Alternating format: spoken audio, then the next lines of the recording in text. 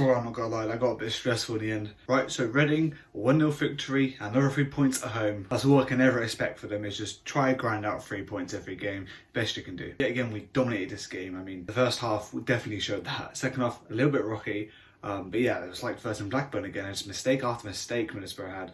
And it was just, they passed the ball, it's completely go over someone's head, or completely just went past them, it's gone out, and it's Reading's ball. So a complete shock to the system, really, that another team just like that just performs that way. I don't know whether we're now a fortress, the fans, we put them off so much or something, but I don't know. But perhaps, to be fair, the way we play now is very high pressing. I mean, that's pretty much what we did all the first half and all of the Blackburn game. That is one thing I am disappointed about in the second half, though, is the fact that when we put on Zhao, and even a bit before that, we just didn't press anymore. I mean, fair enough, it's pretty hot today. Playing that heat's going to be a little bit much, so I can't blame them for not running all the time, but it is a bit like, come on, like, put a little bit of effort in, because we are losing the ball when they've got more possession than us at this point.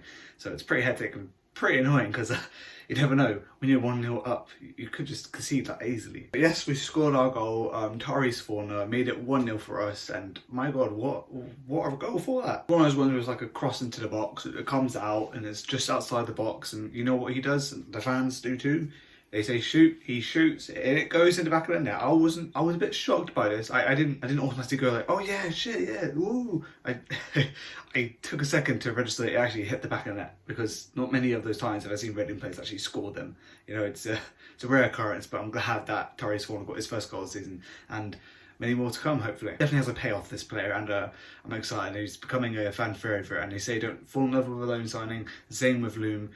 Loom was great in this game. He didn't score, but he was very good. He struggled to not fall in love with these players, and they always say you're going to get your heart broke because you never know if they're going to sign permanently or not. In most cases, they don't. So yeah, other things that happened in the game, I mean, Jesus Christ, second half, there was a moment where my heart stopped, because penalty for Middlesbrough, ref point to this spot. It was a thing where, I think it was Leo, I'm not too sure, where people just collided and fell over inside the box as the ball was coming over. But turns out it was offside. I had my hands on my head, I looked up, the ref goes, no, does this, and I go, oh my god, it's offside. We've been saved by the play offside rule. That was a heart and mouth moment, and I'm glad there wasn't a penalty. I mean, I had hope anyway if it was penalty, because we had Dean Pacino's in goal. I mean, his ratio of saving penalties is good anyway, so, but you never know. It's all 50-50 really. Right, time for my man match. You know what, it's kind of hard to choose again this time. There wasn't full-on standouts. I mean, Loom and Forner really did boss the midfield today. But I suppose it is really hard to pick one person. I was like, I know who not to pick. This is Lucas Jai.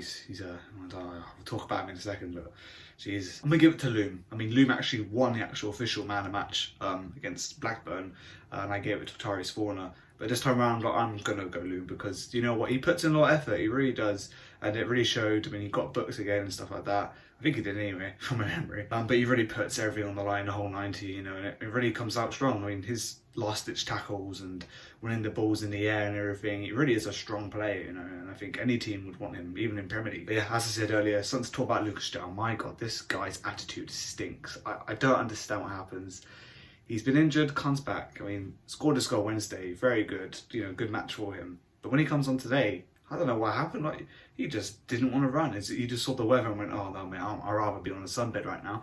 I mean, I can't be asked for it. I don't understand. When you lose the ball, or if the ball's not with your way, why do you just stand still going, oh, I lost the ball? Or when you lose the ball yourself, or it's like, I don't know, 2 feet away from you, you're just stood here like, oh, damn, that's a shame that's gone away, isn't it? Like, you need to move, you need to run. You'll get paid for this stuff. Why are you just standing around like you're doing this for free? You're not volunteering, mate. You're here to play the game. Play it. Give us something to look forward to. I don't care if we're 1-0 up, 10-0 down, or whatever. You got to put the effort in. You always got to make something happen. That's what you get paid for, mate. You're a striker. You don't just give up the ball. I know you've been kind of bullied by the centre-backs. I mean, there's three on you on one stage, and there's no doubt in my mind that it's tough to deal with. But you need to put effort in. At one stage, there's no one on you. You're just like walking around and stuff. Bro, run. You just came on. You ain't played a full 90 today. Run. But nonetheless, rant over. I don't mean to always stick out for Zhao, but it's a reason why I keep having a go about it. Because, you know, it just never changes when he does come on and stuff like that. He always just seems to drop out the game so quickly. And he just... Oh, it frustrates me so much. I just want everyone to put the same effort as Shane Long in, for God's sake. Quick mention on John Clark, who came on, the youngster, man. He was bossing it, wasn't he? He was good. I remember one time he was fighting for the ball against Matt Crooks, I thought he would just leave it, but no, he ran that ball down, battled him shoulder to shoulder with him, and then, you know, ended up winning the throw-in, I believe. So yeah, it was good. And that's one of the things I'd like to mention real quick, is that this team is really good now at making sure that we win the ball. No matter what happens, sort of thing, we win the ball. Even if we lose the ball, Thomas is sprinting his arse off, Hoylett sprinting his arse off. Every player, minus Joe, is putting it all into winning the ball back, into making sure that we hold off the defender so the ball goes out for our ball. So yeah, it's great to see. It's positive experiences.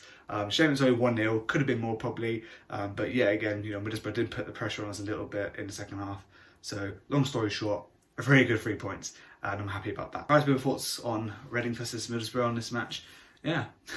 Let's go on for another 3 points next time, shall we? Hopefully, away, we can perform a bit better. Who knows? Right then, I'll see you guys next time.